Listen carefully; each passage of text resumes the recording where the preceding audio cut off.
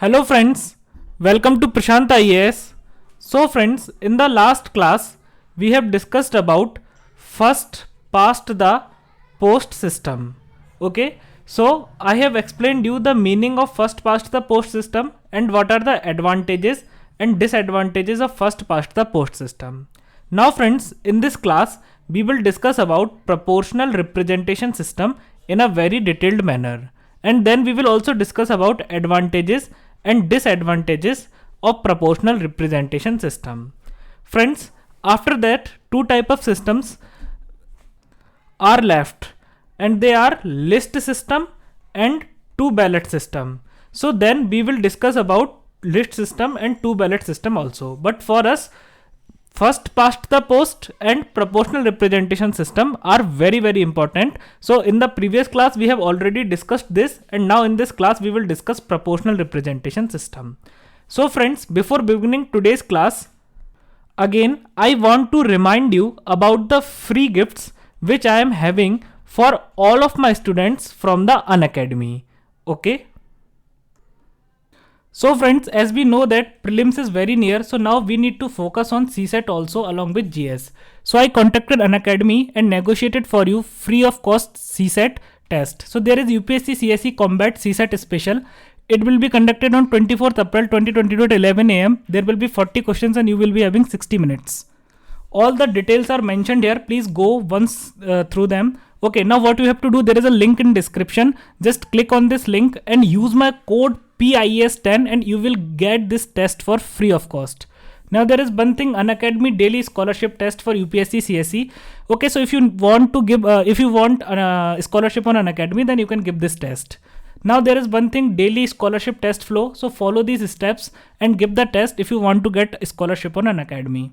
Now there is one very important thing, Unacademy All India Prelims mock test. We know that mock tests are very important for prelims and it will be conducted in offline mode in Delhi. Okay, so all the details are mentioned here. Okay, it will be conducted on 24th April 2022. Okay, now what you have to do, you have to click the link given in description and use my code PIS10 and you will be able to give this offline mock test for free of cost. Okay, so please friends, if you are staying in Delhi, then use my code and give this for free of cost in Delhi. Now then there is T20 daily current affairs test series. Okay, so all the details are mentioned here. So you have to click on the link, use my code PIS10 and you will get this for free of cost. Now then there is one thing, Pathfinder current affairs free test series for UPSC CSE. Okay, you can also give this test series if you want. Now there is one thing, intense prelims leak free test series.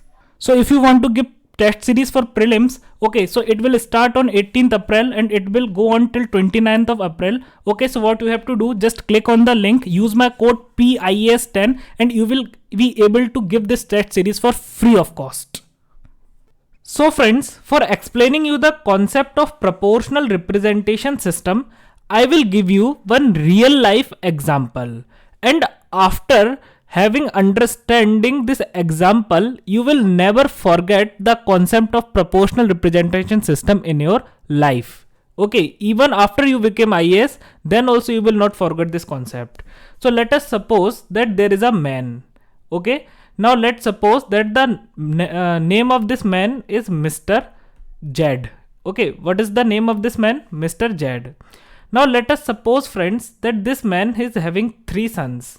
So the first son is A, second son is B and the third son is C. Okay, so Mr. Jed is having three sons, A, B and C. Now let's suppose what happened, that Mr. Jed is having 100 sticks in his plot. Okay, so this is a field. Okay, this is a field and there are 100 sticks. Okay, there are 100 sticks, or we can say that the wooden blocks. Okay, we can say that there are 100 wooden blocks which are there in this field. Okay, so now what Mr. Jed did, Mr. Jed allotted this work to all these three sons, that you have to cut these wooden blocks into small pieces so that we can use these as fuel, okay, for cooking food and other work. Okay, so what was the work? To cut these wooden blocks or sticks into small pieces. Now you know that every son will cut according to his own capacity. Okay, so this is a fact that the stronger one will cut more and the weaker one will cut less. So let's suppose what happened, that out of 100 sticks, son A was able to cut, let's suppose, 40 sticks alone.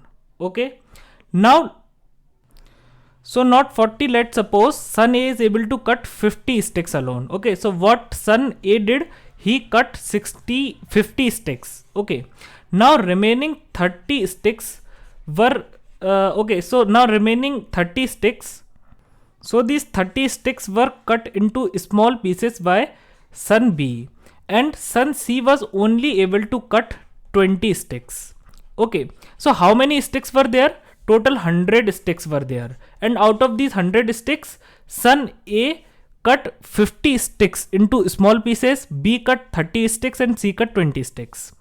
Now friends, the father was also having award for the sons. Okay, so the award was 100 rupees. What was the award? Award was 100 rupees, and father said that I will distribute this amount. I will distribute these 100 rupees in the proportion, in the ratio in which the sticks are cut by the sons. Okay, means if a son is cutting more number of sticks, he will be getting award in that proportion. And if a son is cutting less number of sticks, then he will be getting awards in that proportion. So for example, 50 sticks were cut alone by son A, means he did 50% of the work alone. So it means that he will now get 50% of the award alone. So now father will give rupees 50 to son A. In the similar way, 30 sticks were cut into small pieces by son B, means he did 30% of the work alone. It means that he will be given 30 rupees. Why? Because he will be given 30% of the reward amount. And what is the 30% of 100? It is 30. Okay. Now son C, he only cut how many sticks? 20 sticks. Means only 20% of the work was done by him. So now he will only get 20% of the reward amount. Means he will only get 20 rupees. So in this example, you can clearly see that the sons were getting award in the proportion in which they did their work. Son A did 50% of the work alone, so he was getting 50% of the reward. Son B did 30% of the work, so he is getting 30% of the reward. In the similar way, son C did 20% of the work, so he got 20% of the award. Means the award is distributed in the proportion of the work done by the sons. Now friends, on the similar lines, proportional representation system works. So proportional representation system simply means, in the layman language, proportional representation system means that you will get the proportion, you will get award in rewards in the proportion to the proportion in which you have done your work. Okay, so now I will explain you that how this system works in political parties. So first of all, I will tell you what this system means in the politics. So proportional representation system basically means that the political parties will get the representation in the legislature in the proportion in which they have secured the votes. Okay, what I am saying, that the political parties will get representation in legislature in the proportion in which they have got the vote. So now I will explain you it in a very detailed manner, and then we will discuss about the advantages and disadvantages of this system. So friends, let's suppose that there is a country and the name of this country is country X. Okay, so this is a country and the name of this country X. Now again, let us suppose that there is a legislature in this country. Okay, and there are two houses in the legislature, lower house and upper house. Okay, now the elections are to be conducted for the lower house of the legislature of the country X. So now let's see how the elections will be conducted here. So friends, in the case of first past the post system, I told you that the entire country is actually divided into many constituencies. Okay, so there were many constituencies. For example, if we take the example of India, so in the case of India, for the elections of Lok Sabha, what happens that the entire country is divided into 543 constituencies. Okay, but in the proportional representation system, this does not happen. In the proportional representation system, what happens that the entire country is treated as one constituency. Okay, what happens that entire country is treated as a single constituency, as a one constituency. Okay, so for the purpose of conducting elections, we will consider country X as one constituency. Okay, so this is one constituency. So now how the elections will be conducted? Now friends, in the case of first past the post system, we took the example of constituency number 4. So I think you must have watched the previous lecture, and there we divided the entire country into many constituencies, and we took the example of constituency number 4, and I told you that there were 4 contestants and the voters will give their vote to these contestants, and out of all these contestants, the contestant which will get the maximum number of votes, he will win. But this will not happen here. Why? Because here individuals, okay, what happens here, the individuals are not allowed to contest the election. Okay, here the individual representatives are not allowed to contest the election. Now this creates a very big question in the minds of students. Now students can ask that, sir, if they are not allowed to contest the elections, then how the elections will be conducted, and now how we will get the representatives for the lower house? So what happens, friends, that in the case of proportional representation system, political parties are allowed to contest. Political parties contest the election and not the individual candidates.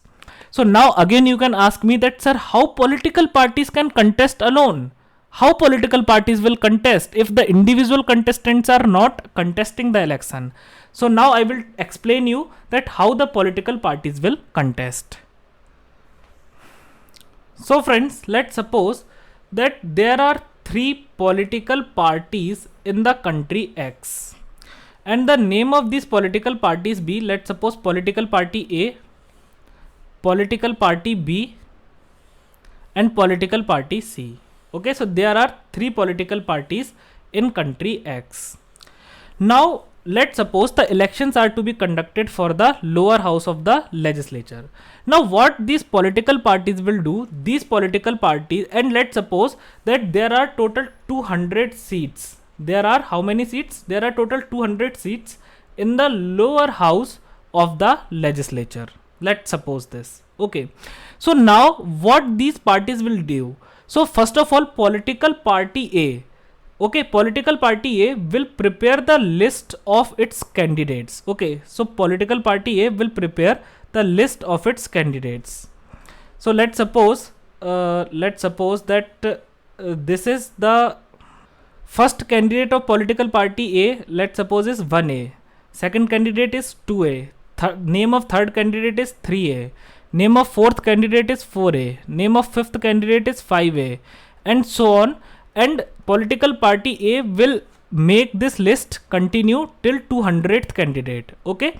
So 1A, 2A, 3A, 4A, 5A, 6A, 7A, 8A, 9A, 10A, and 100A, 150A, and in the end 199A and 200A. Okay, so these are the names. You can use any name as you want. You can use here Rahul, or you can use Shyam, or you can use Geeta, Babita, any name what you want to use. Okay, but what political party A has to do, it has to prepare a list of 200 candidates. Now why? Because there are 200 seats.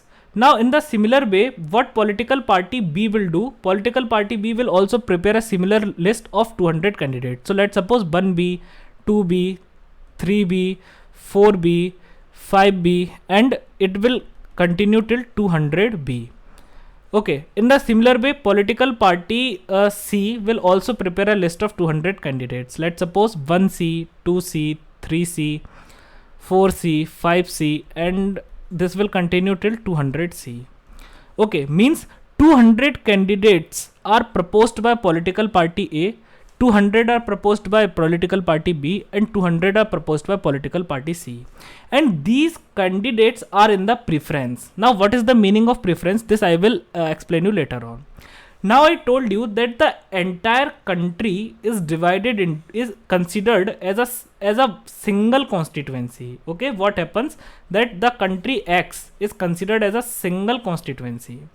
So now what voters will do here? So let's suppose now this is the day of voting. So now what voters will do here? So now here voters will not cast their vote to any candidate. They will not give their vote to 1B, 2B, 3A, 4A, 5C or any of the candidate. Okay. So for example, in India, we give vote to our preferred candidate. But in the countries where proportional representation system is followed, voters do not give their vote to the candidates. So to whom voters will give their vote? So the answer of this question is that voters will give their vote to the political parties. Okay, let's suppose there is a voter named Ram. Now Ram gave his vote to political party A. Okay, in the similar way, let's suppose there is a voter Geeta. Okay, so Geeta gave his vote to political party B. In the similar way, let's suppose there is a voter named Rahul. Rahul gave his vote to political party C, and so on.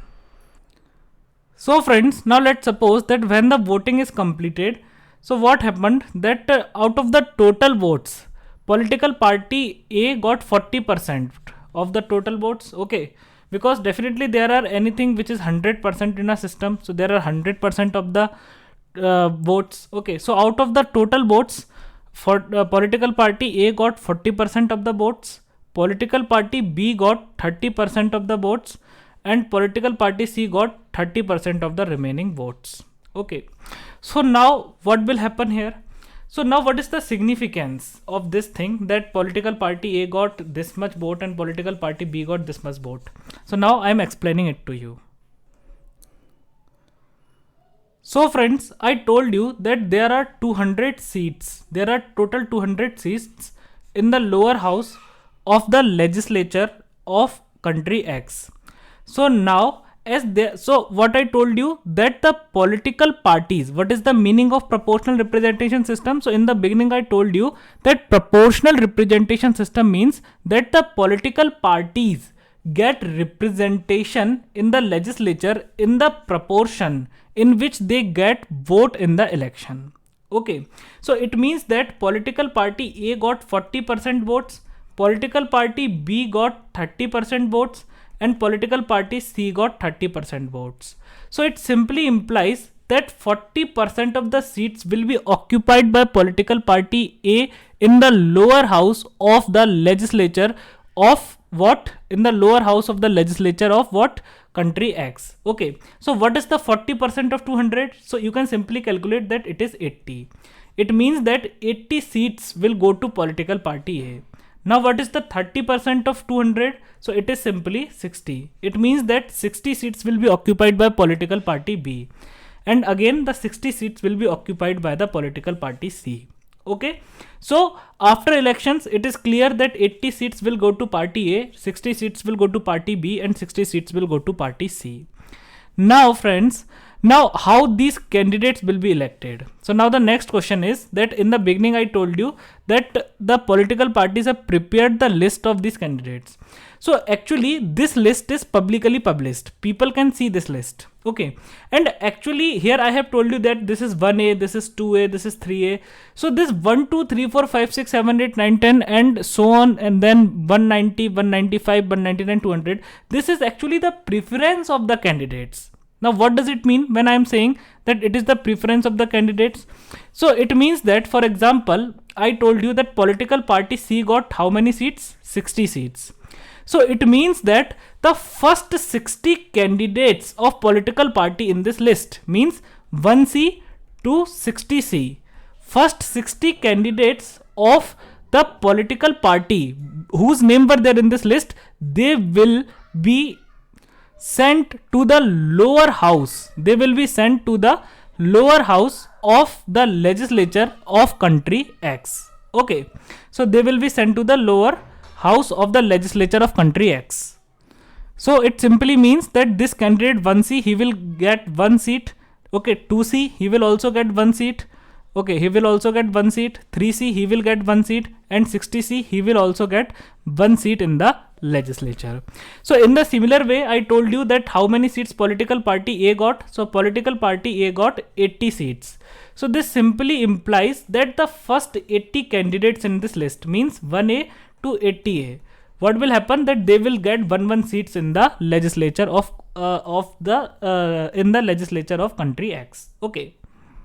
So friends, this is the entire mechanism by which the proportional representation system works. So here you can clearly see that as political party A got 40% of the votes in the country, so political party A also got 40% of the seats in the legislature. So it means that the political parties are getting representation in the legislature in the proportion in which they get votes in the country. So this is meant by proportional representation system. So now I hope that you all must be very clear with the concept of proportional representation system. So friends, now let us discuss about the advantages and disadvantages of proportional representation system. So the advantages and disadvantages are very important from the mains perspective. Okay, and the question can be asked in prelims as well, but advantages and disadvantages are more important for mains. So now let us discuss about all the advantages and disadvantages. So friends, first of all, let us discuss about the advantages of this system. So what is the first advantage? So the first advantage is that the voters, they can vote from any part of the country. Voters can vote from any part of the country. Now what does it mean? It means that here the country is not divided into various constituencies. For example, in first past the post, the country was divided into various constituencies. Okay, so let's suppose this is constituency number 1. So now the voters of constituency number 1 can only vote to the candidates who are contesting in constituency number 1. But here what is happening, that the entire country is a single constituency. There is only one constituency. So now voter can cast their vote from any part of the country. For example, let's suppose here that you live in. So let's suppose what is the disadvantage in first past the post system here is that let's suppose what happens, that the entire country is divided into many constituencies in first past the post. So let's suppose there is a constituency called Guna in the state of Madhya Pradesh. Now let's suppose you live in the constituency Guna, but let's suppose that we know that here that by Lok Sabha elections we also elect our ministers and the prime minister, means we are also electing our government. Okay, so let's suppose you live in the constituency of Guna and there are 4 contestants in the constituency of Guna, but none of them is your favorite. And let's suppose that what happened, that there is one constituency called Varanasi. There is one constituency called Varanasi in the state of Uttar Pradesh. So your favorite candidate is contesting from Varanasi constituency. So now in first past the post system, you have a limited geographical reach. So you can only cast vote to the candidates who are standing for Guna constituency, whether or not they are favorite or not. Okay, whether they are favorite or not, it does not matter. But even if your favorite contestant is standing in election from Varanasi constituency, but you cannot cast your vote.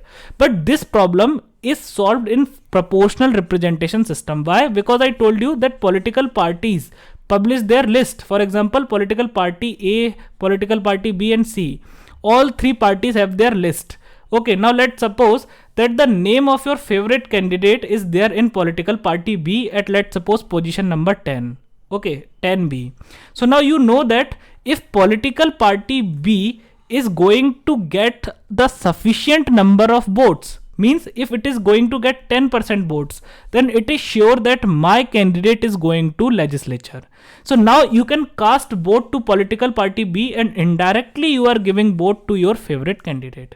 So this problem is solved here, that voters can cast vote from any part of the country to their favorite candidate.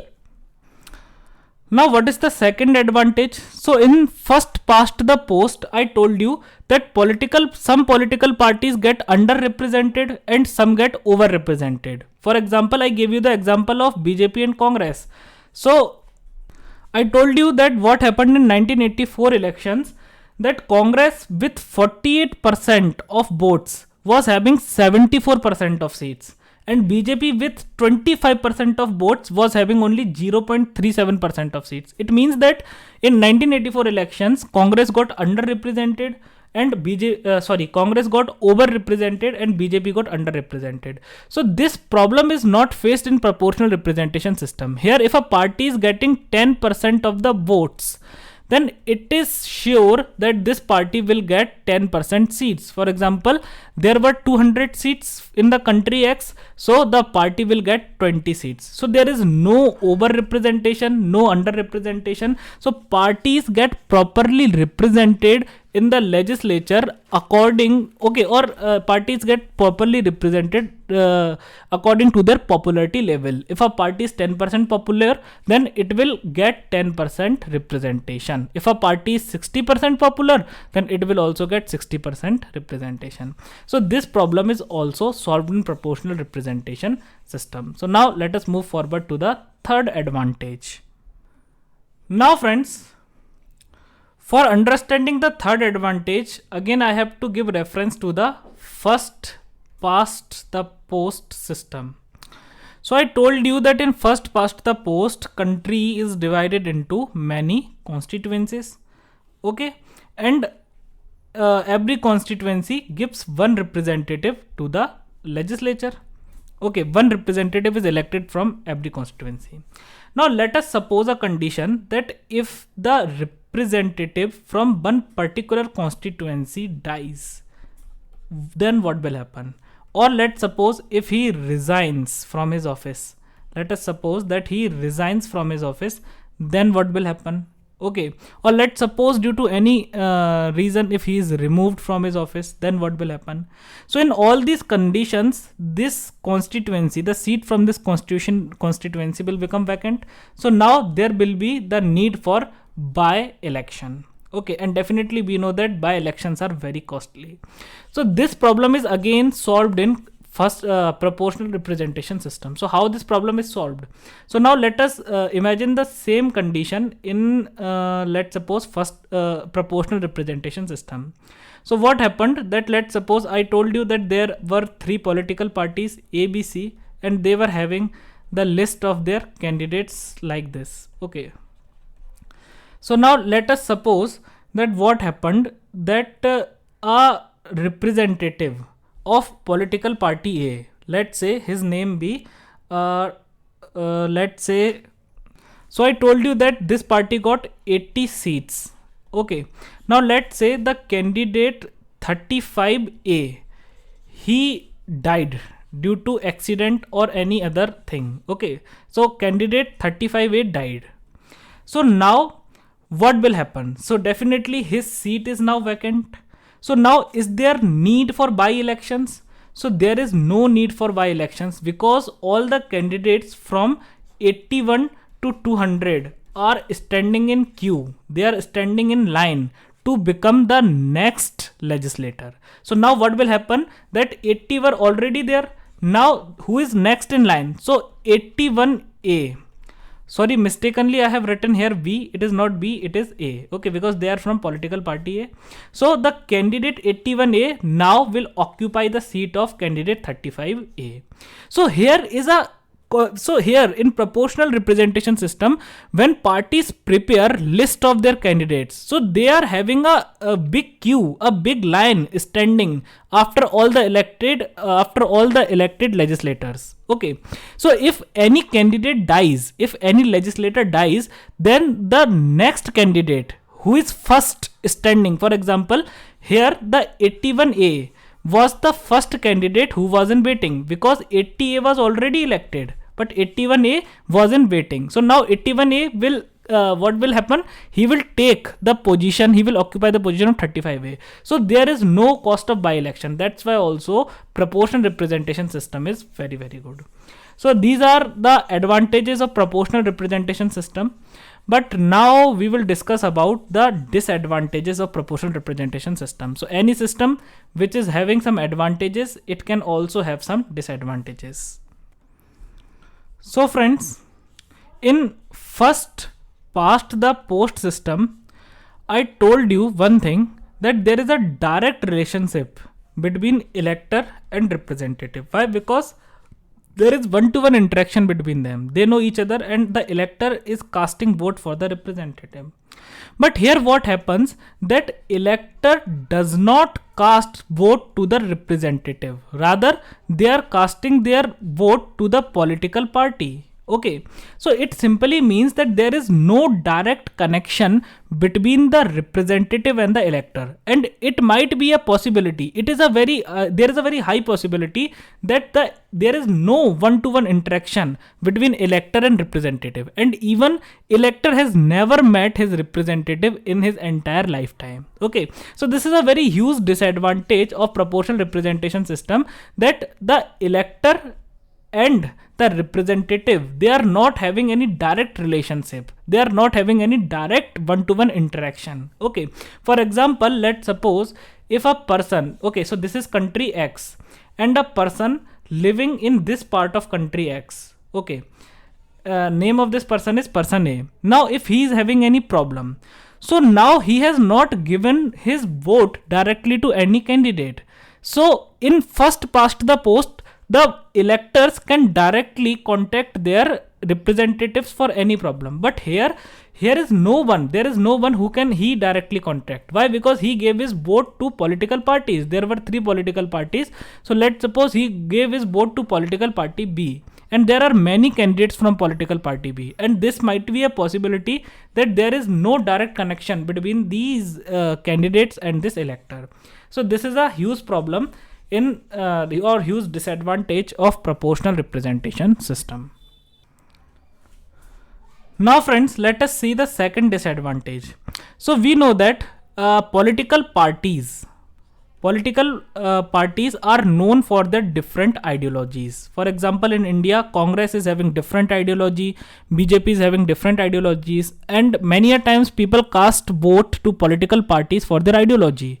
And this is also a good way, okay, that people casting vote to political parties for their ideology.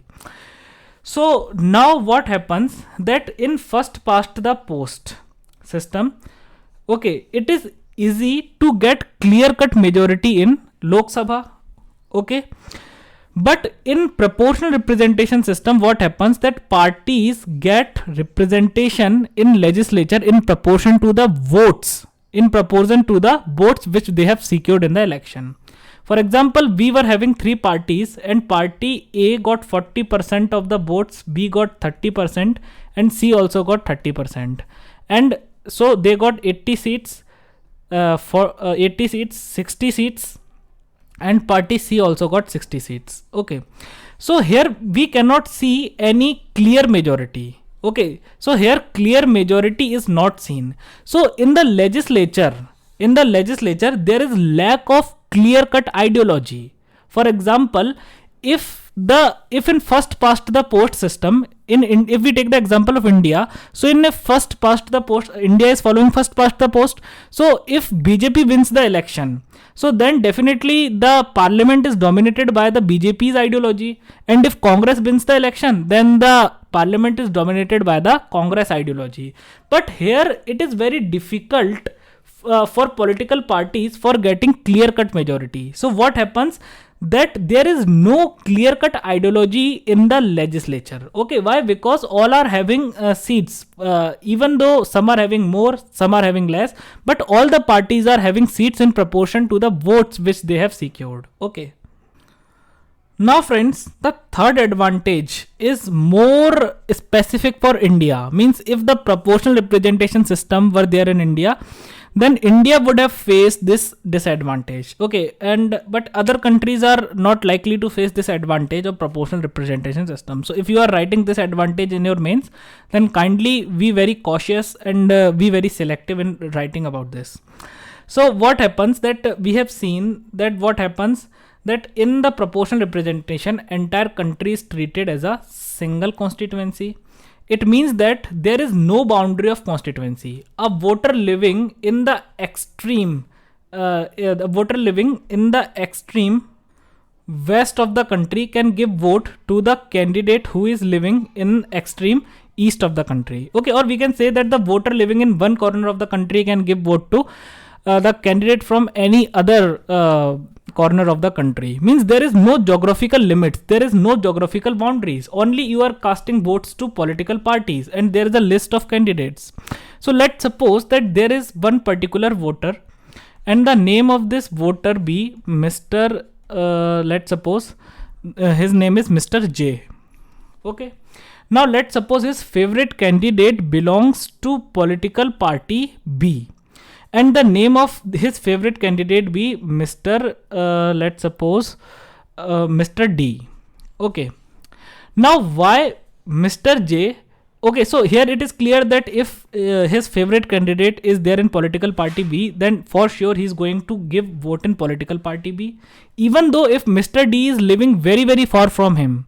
Okay, if there is no contact between them, then also he can give him vote by giving vote to his political party. Now what is the problem here? So the problem here is that why Mr. J has chosen Mr. D. It may be the caste. Okay, let's suppose the caste of Mr. J and Mr. D is same and due to his caste, Mr. J wants to give vote to Mr. D. Okay, it may be religion.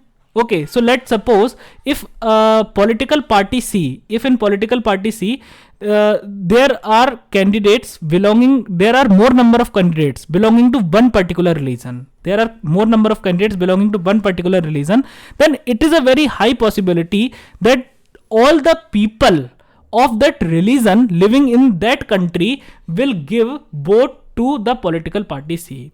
So in India there are very high chances that this system can promote the voting on parochial basis, voting on narrow thinking. People can vote for religion, people can vote for people can vote for caste, people can vote for gender. Okay, so this is a problem which may be faced by India if proportional representation system were there in India, but it is not there in India for Lok Sabha and Assembly election. Okay, so it is for presidential election, but for the election of vice president, but they are all indirect, so there is no problem at all. So this is the third and the last disadvantage of proportional representation system, that in a country like India, the system may promote people voting on parochial basis, as there is no boundary of constituency and voter is free to vote for any party present anywhere in the country. Okay, so this is the third disadvantage. So friends, with this, all the topic of proportional representation system has now been completed, and now in the next class we will discuss about the remaining list system and two ballot system. So friends, I hope that you all must have enjoyed the lecture. So friends, in the end, again I want to request to all of you that if you want to score very good marks in CSET in UPSC, then please join UPSC CSET Combat UPSC CSE Combat CSET Special. Okay, so it will be conducted on 24th of April 2022 at 11 am. There will be 40 questions for and you will have a time of 60 minutes. So what you have to do, you have to just click the link given in description and use my code PIAS10. Okay, and it will be free of cost for you. And there are other things also, so you can go through these things. Okay, and you can join any of this thing by clicking my link given in description and using my code PIAS10. So friends, I hope that you all must have enjoyed the lecture. So now we will meet in next class. Till then, take care of yourself. Thank you.